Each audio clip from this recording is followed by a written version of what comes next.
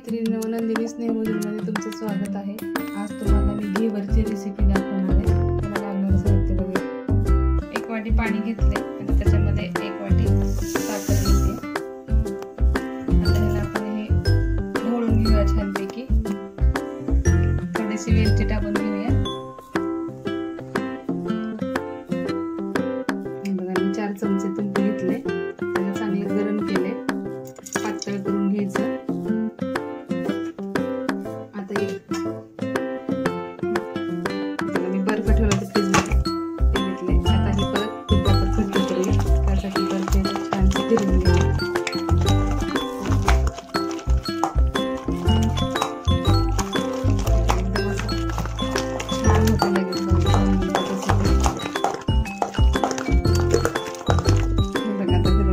पाणी काढूया।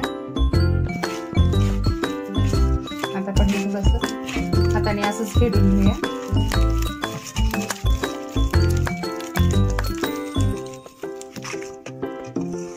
एकदम असं छान छान झालं बघा, किती छान टेक्स्चर आलं ह्याला। आता आपण ह्याच्यात मैदा घालूया थोडं थोडं करून।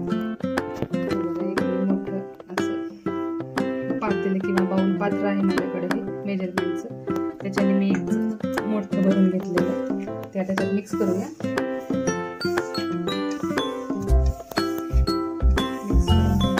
आता मी एकदम गार असं दूध घेतलेलं आहे।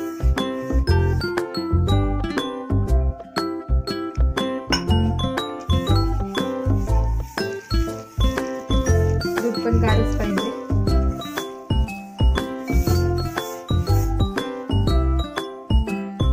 मला हे 20 ग्रॅम दूध लागेल असं बहुतेक वाटतंय। 20 ग्रॅम नाही, 200 ग्रॅम दूध लागले मला जवळजवळ याच्यासाठी।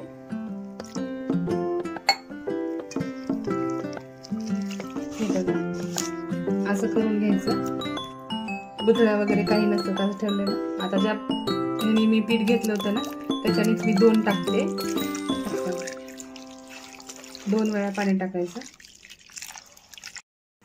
हे बघा आता ते झालं, आपण गाळून घेऊया, जे गुठळ्या वगैरे असेल ते निघून जाते।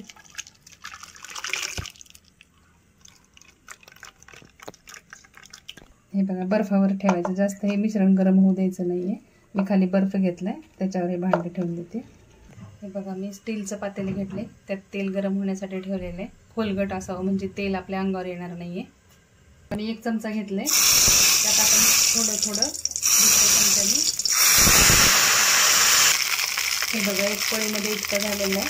तेल कडकडीत गरम करायचं, नंतर फ्लेम कमी केली तरी चालते। आता बघा ब्राऊन झालाय माझा। एक मोठी पळी घेऊन चमच्याने सोडले, एकदम छान असं झालंय।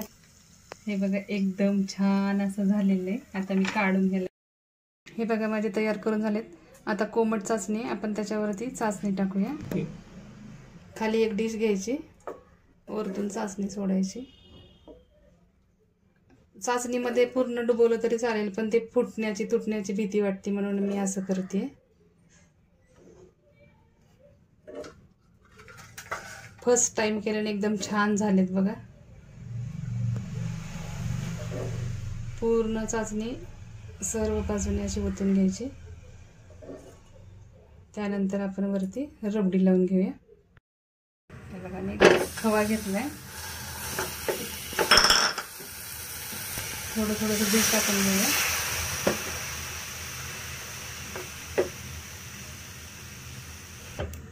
हे बघा खवा असा छानच्या दुधामध्ये मिक्स करून घ्यायचा, म्हणजे झटपट रबडी पण घरच्या घरी तयार होती। आता मी ह्याला थोडंसं गार करून घेते। हे बघा आम्हाला जास्त गोड लागतं, म्हणून मी ह्याच्यामध्ये थोडीशी साखर पण टाकली आहे। थोडंसं केशरचं दूध टाकून घेऊया, मिक्स करूया।